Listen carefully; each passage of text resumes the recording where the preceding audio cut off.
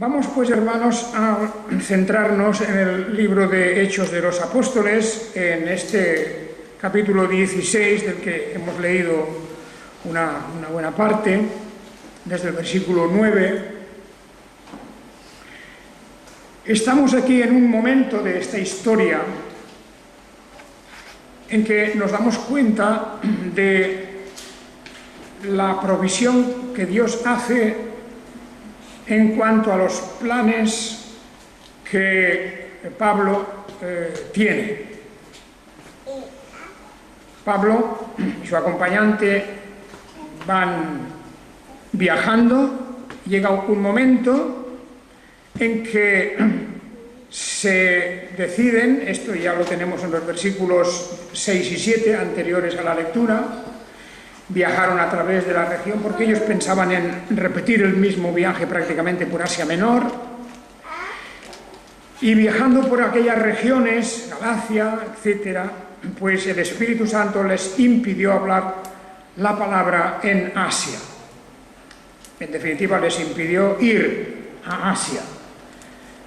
Asia, aquí la palabra Asia se refiere no solamente a lo que es Asia Menor hoy, de esta de Turquía, porque ellos estaban allí en esa zona, sino más hacia el este. Diríamos, explorar territorios nuevos donde normalmente los mismos judíos no solían ir, aunque eran tierras ya, por supuesto, conocidas, descubiertas y bien, digamos, bien estudiadas de la gente de aquellos tiempos. Había relaciones de comercio, etcétera, con otros pueblos más allá. Pensemos en lo que hoy es Irak, en lo que hoy es, en fin, seguramente podríamos hablar, ya que Alejandro Magno había llegado prácticamente hasta la India tiempo atrás, pues naturalmente que aquí ya las puertas de Asia estaban bien abiertas. Pero Dios les impide ir a Asia. Dice, les impidió hablar la palabra en Asia. No había llegado el momento. Hay una disposición de la providencia de Dios, de los planes de Dios, para que la palabra se extienda en determinada dirección, no en una, sino en otra. Naturalmente que eso tiene una trascendencia, porque significa que durante muchos siglos las regiones extremas del Oriente no iban a recibir la palabra de Dios. Esta palabra no se reveló al mismo tiempo a todo el mundo. Más allá, ya cuando vamos hacia el oeste, hacia lo que es el continente americano, allí la palabra de Dios tardó aún muchos más siglos en llegar.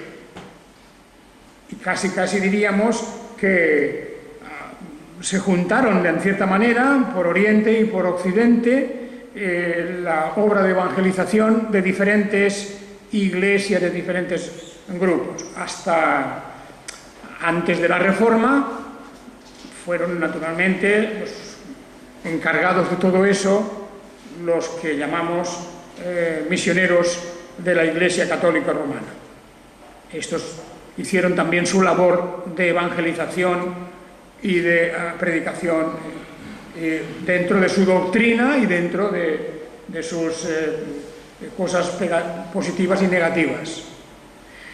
Pero así como el este, oriente y el extremo occidente quedaron privados de la palabra de Dios durante mucho tiempo, Dios quiso que esa palabra llegara a lo que se llama Europa. Y aquí no tenemos exactamente esa misma expresión, pero el Espíritu de Jesús, por cierto, el Espíritu de Jesús es una expresión que no aparece en muchas otras versiones de la Biblia, pero que está en los muy buenos manuscritos utilizados para esta versión de la Biblia. Es el Espíritu de Jesús, no les permitió ir hacia Oriente, sino que les condujo en una dirección que suponía el paso a Europa, concretamente a Macedonia. ¿Y eso cómo fue? Pues a través de una visión que tuvieron la visión naturalmente fue de Pablo únicamente, varón macedonio, un varón por lo tanto vestido y adornado a la forma y al estilo de los macedonios, estaba en pie y le rogaba diciendo: pasa a Macedonia y ayúdanos, transmitiéndole eso en su lengua, la lengua griega, porque esa era la lengua de allí. Y tan pronto, dice, como tuvo la visión, enseguida procuramos partir para Macedonia, persuadidos de que Dios nos había llamado para proclamarles el Evangelio. Fijaos cómo interpretaron ellos enseguida esta visión breve, pero contundente, clarísima, en la que se les impedía ir hacia el este y se les llamaba a cruzar a la región de Macedonia, ya en suelo de Europa, junto a Grecia. Esto nos demuestra, desde luego, y eso todos los historiadores lo reconocen, los historiadores de la Iglesia cristiana, que en esta vocación que reciben, ese llamamiento a pasar a Macedonia, hay un propósito, como lo hay en todas las cosas que Dios hace, y al impedir que se extienda hacia un lado, se vuelca todo el esfuerzo de la Iglesia cristiana para extender el Evangelio a Europa. Esto hemos de reconocer que tiene una gran trascendencia. Hay que decir clarísimamente que la historia cambia aquí. Es decir, o se inicia un camino en la historia que sería muy diferente del que hubiera sido anteriormente. Europa era un centro, dentro de lo que podemos hablar hoy día, un centro grande de cultura, de cierto progreso, y tenía por delante todavía unas épocas de esplendor y de desarrollo muy importantes. Por lo tanto, desde el punto de vista que llamemos de planificación, es muy normal comprender que Dios tenía ese propósito de incidir primero en un lugar que a largo plazo iba a ser determinante para la evangelización de todo el mundo. Porque en Europa el Evangelio iba a ser bien recibido, no en un principio, porque hubieron persecuciones, casi 300 años de persecuciones, violentísimas, terribles, donde la Iglesia se hizo fuerte, la Iglesia resistió y la Iglesia adquirió una noción del valor que tiene la palabra de Dios. Porque es a través de la predicación de la palabra de Dios como durante esos siglos y los siguientes se iba a transmitir la palabra. Naturalmente que, por eso creo que es interesante conocer la historia de la Iglesia, porque hay periodos gloriosos, de triunfo, de mártires que dejan su vida por causa de la verdad, pero también hubieron periodos tristes para la Iglesia, como son los periodos de pecado y de corrupción, de apostasía también. Pero todo eso tiene que estar ahí junto, porque no vivimos en el mundo perfecto y así son las cosas, y las continúan siendo. Pero este momento de ir a Macedonia, esta decisión del Espíritu Santo, el Espíritu de Jesús, es maravillosa, porque significa que tenemos ahora nosotros detrás una historia y que hemos heredado muchas cosas de los antepasados. No tenemos que renegar de todo, porque hay cosas buenas y malas en la historia de la Iglesia anterior a nosotros, tanto de la Iglesia de las iglesias después de la Reforma, como de antes de la Reforma también. Es decir, aquí vemos una obra de Dios con una perspectiva muy larga, muy amplia, de lo que Él tiene que hacer y está haciendo hasta el fin de este mundo. Y eso es una de las constantes en las Escrituras, advirtiéndonos que la historia tendrá un fin. Además, un fin inesperado, que es el retorno de nuestro Señor Jesucristo en gloria para juzgar a las naciones. Pues todo esto podemos decir que, aparte de lo que ya se había sembrado en Asia Menor, lo que se había sembrado en las mismas tierras de Palestina, de Israel, pues todo esto significa que el Evangelio está en marcha. El Evangelio, y fijaos, cuando digo el Evangelio, digo el anuncio, la proclamación del Evangelio y el testimonio de la Iglesia cristiana. Durante siglos y siglos y siglos no tuvieron otros medios para comunicar el Evangelio que los labios. No tuvieron otra herramienta ni otro instrumento para evangelizar que la palabra. Con la palabra bastó para llenar la tierra del conocimiento de la obra de Dios, del Evangelio. Tremenda experiencia esta, con personas diversas, como vemos aquí al apóstol Pablo, viajando trabajosamente, con dificultades y problemas, a veces como los que se va a encontrar aquí en adelante, y cómo a partir de ahí el peligro de la persecución. En cuanto las autoridades se perciben de que esta doctrina es una doctrina para las masas,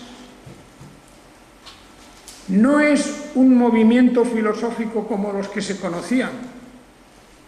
Aquí no son los epicúreos, no son los gnósticos incluso. No son grupos de filósofos o de más o menos partidarios de alguna filosofía griega, por ejemplo. Eso no les importaba. Por ejemplo, a los romanos, que eran quienes tenían el control de todo. Era la gran policía en Europa. Las legiones romanas establecidas y vigilaban, claro que sí. Vigilaban los movimientos, por ejemplo, en Israel. Iba a llegar un momento, poco después de esto, en que los israelitas se sublevan, los judíos se sublevan contra Roma y tienen que ir las legiones y infligir un terrible castigo, destruyendo Jerusalén. Y no faltaba mucho tiempo para eso, de lo que estamos ahora leyendo. Y ellos se percataron de que se estaba extendiendo por el mundo, por aquel mundo antiguo europeo, una doctrina que tenía como centro la persona de un rey, al cual rendían culto, al cual adoraban, que era Jesús de Nazaret. Y eso suscitó de inmediato pues los celos y la envidia de los emperadores, sobre todo, y de una manera brutal empezaron con sus persecuciones. De manera que antes de que se termine este periodo de los libros escritos de la Biblia, del Nuevo Testamento, antes de que termine ya se desarrolla una primera gran persecución en Roma en el año 64. Todo eso nos lleva pues a considerar, en primer lugar, yo creo que podemos decir, cómo Europa tendría que estar tremendamente agradecida a Dios de haber sido la primera gran masa continental en recibir el Evangelio. Y qué triste es ver hoy que la población de casi toda Europa ha dado la espalda a la fe cristiana. Y eso es una realidad, porque aunque nominalmente Europa se considera un continente cristiano, sin embargo, en la realidad es que hay tanta apostasía, tanta herejía y tanta corrupción en las iglesias en general que es muy lamentable. Es haber dado, yo diría, pues una respuesta horrible al privilegio de que estemos unidos todos nosotros por una historia común, que es la historia de la llegada del Evangelio. Bueno, pues solamente hablando, escribiendo, empezaron a surgir pronto pues teólogos cristianos y personas que ayudaron en esa labor, historiadores, etcétera. Todos ellos iban recogiendo las materias y fueron saliendo poco a poco a la luz los libros del Nuevo Testamento. Y toda esa historia es algo que nosotros tendríamos que valorar enormemente, porque incluso las personas hoy día que no son creyentes, que viven en Europa, han sido beneficiadas de una manera extraordinaria con el sentido de la verdad, el sentido de la justicia, con el sentido de la misericordia, con todo esto que aporta el Evangelio, con la luz que se ha arrojado sobre toda esa región tan grande, tan vasta, y que determinó luego la cultura de esa nación. Por lo tanto, incluso hoy día, aunque mucha gente reniega del cristianismo, habla mal de las iglesias, y eso hay que reconocer con razón muchas veces, pues a pesar de eso ellos también se pierden algo importante. No quieren ir a las fuentes del Evangelio. Ya San Pablo había dicho que nosotros no nos predicamos a nosotros mismos. Qué importante es eso. Ellos tenían muy claro que iban a predicar a Jesucristo, iban a anunciar la salvación en Jesucristo, iban a dar normas de conducta que habían sido establecidas por Jesucristo, por ejemplo, en el Sermón del Monte. De manera que no hacemos propaganda de nosotros mismos. Hablamos del cristianismo porque el cristianismo es aquello que los seguidores de Jesucristo creen que es la doctrina y la palabra y la historia de la redención. Eso es lo fundamental, lo importante. Hablamos de esas cosas y el apóstol Pablo ahora entra en Europa y no va a ser una entrada fácil, una entrada más bien abrupta, complicada, porque lo que le espera a él ya nos lo dice en otros lugares en sus cartas, pues son persecuciones y hambres y peligros y viajes de sobresalto y tantas otras cosas en las que no se puede decir que él estuviera bien cómodo y, bueno, diríamos pasándolo bien. No, él tenía una labor que hacer en contra de sus propios, diríamos, sentimientos humanos o intereses humanos. No era la comodidad lo que le esperaba, era al contrario el peligro y la terrible dificultad de anunciar el Evangelio. Pero lo hacen. Muy bien, pues fijaos cómo todo está preparado. Y ahí vemos el plan de Dios en cada detalle. Primero, la visión, diciéndole, no vayáis hacia Asia. En esa visión hay un hombre de Macedonia que dice, venid y ayudadnos. Y ellos lo interpretan eso como que iban a ir allí a predicar el Evangelio. Claro, no iban a ayudarles en cuestiones políticas ni en nada. Iban a ayudarles en cuestiones del Evangelio dice, persuadidos de que Dios nos había llamado para proclamarles el Evangelio. ¿Ves?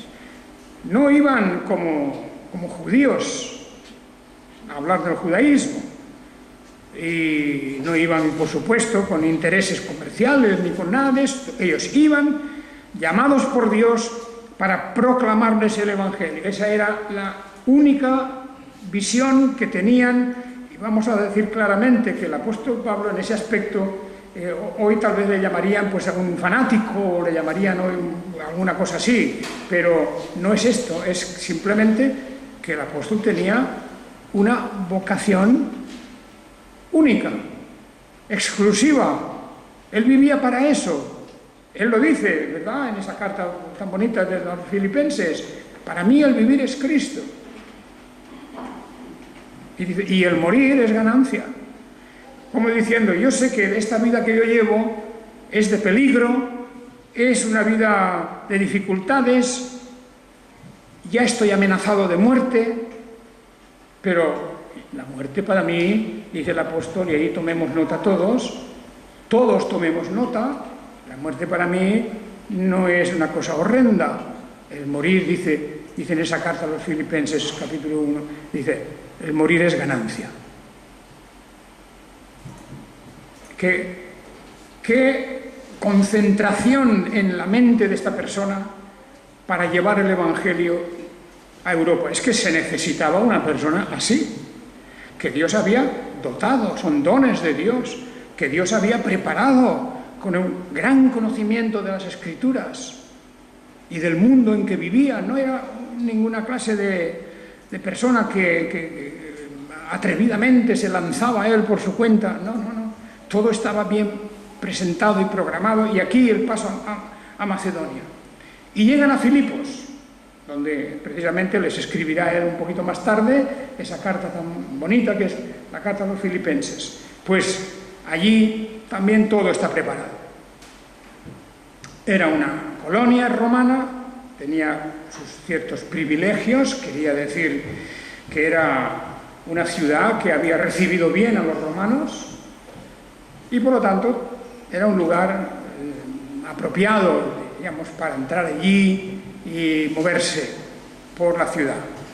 Pero allí además había una colonia de judíos, también como en casi todas las ciudades de aquel tiempo. Y pensad una cosa, los judíos ya estaban esparcidos por Europa. Ese es otro detalle importante en lo que es la providencia de Dios. Los judíos estaban establecidos, es como una especie de avanzadilla que Dios había enviado a Europa. Estos judíos habían huido ya desde hacía mucho tiempo, poco a poco habían ido huyendo de su tierra, de la tierra de Israel, durante las grandes persecuciones helénicas de los Antíocos, de la familia de los Antíocos. Persecuciones terribles, de la guerra de los Macabeos y de toda esa situación en que muchos judíos huyeron, se marcharon, se establecieron en Asia Menor. Tarso, donde nació Pablo, no está en Israel, estaba en Asia Menor, y allí había nacido él en una familia que estaba allí como muchas otras familias.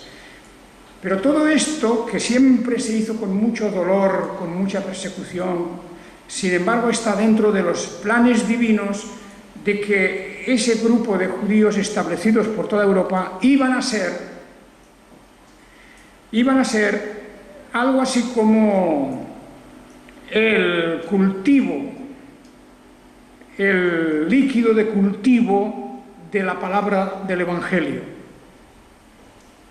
Y efectivamente en Filipos había un grupo de judíos, y el día del sábado pensaron, vamos a buscar a un grupo de estos hermanos, judíos. Y efectivamente preguntarían, deducirían, como fuera, y salieron fuera de la puerta de la ciudad y junto al río, y allí suponíamos que había un lugar de oración, porque seguramente pues no había sinagoga donde pudieran encontrarse, en fin, El caso es que fueron allí a la orilla del río. Y en la orilla del río había una mujer, Lidia, de otra ciudad, no era ella de allí, pero no muy lejos de allí, y era una mujer que se dedicaba a negociar con telas de púrpura, vendía, compraba telas de púrpura, y en algún sitio ella tenía su lugar, su tienda o su puesto, y el sábado iban con otras mujeres, iban a la orilla del río a orar, hacían sus oraciones, oraban al Señor. Y de algún modo dice que Dios le abrió el corazón para que estuviera atenta a lo que decía Pablo. Fijaos de qué manera lo escribe, claro, telegráficamente se escribe aquí esto rápido, ¿verdad? Porque no nos dice que Pablo empezó a hablarle, sino que el corazón de ella fue abierto para estar atenta a lo que empezó Pablo a contarle. Y en realidad podemos imaginarlo muy bien, porque Pablo siempre, como los otros, siempre iban muy directos al grano, hablando con judíos, pues les hablaban del pacto antiguo, les hablaban de las promesas de Dios, de cómo se iba a cumplir las promesas a Abraham, y así como había llegado Jesús y la muerte de Jesús Redentora. Todo esto. Y eso fue lo que Lidia captó, la doctrina, la verdad, la historia de la redención. El Mesías ha venido y ahora somos un nuevo pueblo. Estamos en el nuevo pacto.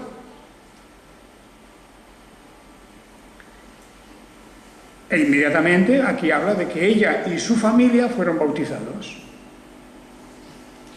Muy bien, eso es así porque ya lo vemos desde el principio del libro de Hechos de los Apóstoles, que la circuncisión termina porque es del antiguo pacto y la sustitución por el bautismo es evidente, porque también es una señal de inclusión dentro del pueblo de Dios y de un pacto, del nuevo pacto, igual que la circuncisión lo es también, del antiguo pacto. Con esto ya tenemos aquí pues una primera familia, porque fijaos, es Lidia y su familia, como habíamos visto en el caso de Cornelio, el centurión, que también fue él y su casa, él y su familia. Y tenemos la primera familia cristiana en Europa, la familia de Lidia. Y eso es un inicio que luego va a dar origen a la congregación en Filipos. Qué bonita es esa carta. Y os recomiendo una vez más que leáis la carta a los filipenses, en donde el apóstol Pablo habla, Pablo y Timoteo, siervos de Jesús, el Mesías, a los santos en Jesús, el Mesías, que están en Filipos con los obispos y diáconos. Fijaos que ya en muy poco tiempo se había formado una gran congregación donde ya había supervisores. Obispo significa supervisores, es la misma palabra y con el mismo sentido que los pastores, y diáconos. Nosotros no acostumbramos a llamar obispos a los pastores, pero la función del obispo, más que un título, es describir la función. Supervisor, episcopos, el que observa, el que mira y cuida y vigila. O sea que ya sabéis, por eso estamos en alto. Aquí un poquito. Estamos en alto un poquito para supervisar. Bueno, eso es broma, pero los obispos eran simplemente, no eran lo que hoy día se entiende muchas veces por obispos, gente con mucho poder y que tienen una especie de enorme circunscripción de iglesias a su cargo. Eso ya es cosa de la historia más tarde. En ese momento era simplemente el que supervisaba una congregación. Y luego ya habla de los diáconos. Por lo tanto, también los ancianos, etcétera, tienen algo de esa misión. Pues, porque aquí habla de los obispos en plural, además, ¿verdad? Y todo esto es para que veamos la rapidez con que se establecen las cosas. Rapidísimo. El apóstol, por lo tanto, ha entrado guiado por Dios en Filipos, y allí van a tener el privilegio de establecer la primera congregación cristiana en toda la historia. Filipos, de Macedonia, pero ya, como digo, allí pegado a Grecia, y con lo que eso significa para el futuro del Evangelio. Y fue bautizada.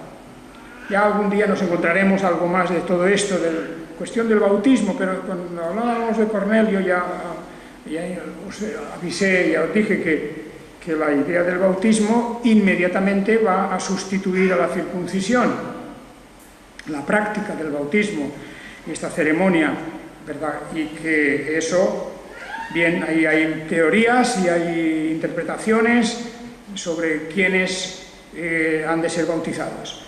Pero normalmente en el Nuevo Testamento encontramos siempre la expresión que fueron bautizados él y su casa y su familia.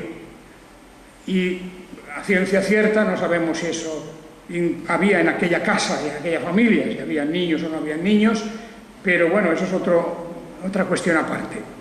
Es un tema en que nosotros hemos hablado ya muchas veces y creemos que incluye, en virtud del pacto que Dios tiene con su pueblo, a nuestros hijos también. No a cualquier niño, sino a los hijos de los creyentes exclusivamente, que eso no les da ninguna clase de regeneración, ni supone una transformación, ni el borrar el pecado original, como dice la Iglesia Católica, ni nada de todo eso, sino que es un signo, una señal de que esa persona, esa criatura, pertenece a la Iglesia visible.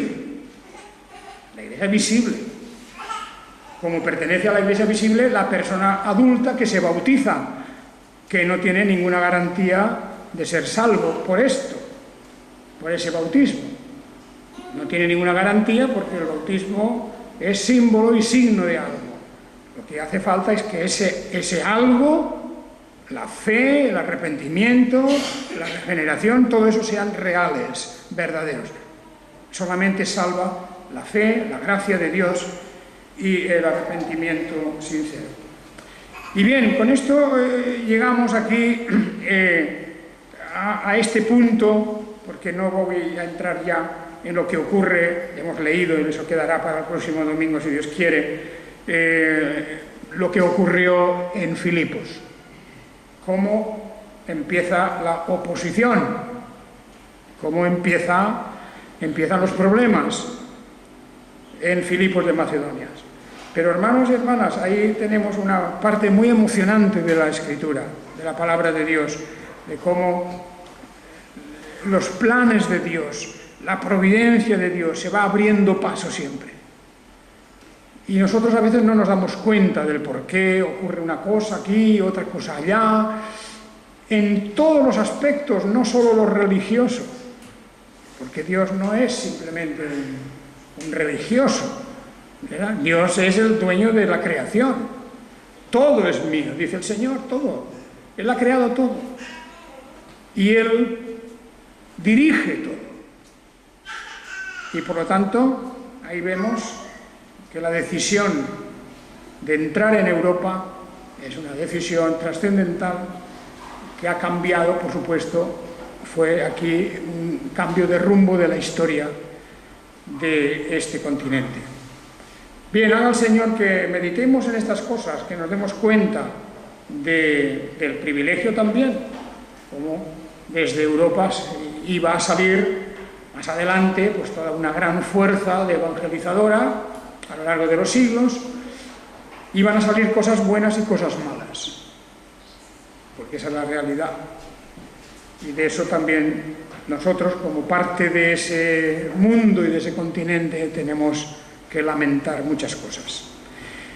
Hasta aquí llegamos hoy, hermanos y hermanas, y vamos entonces a terminar nuestro culto.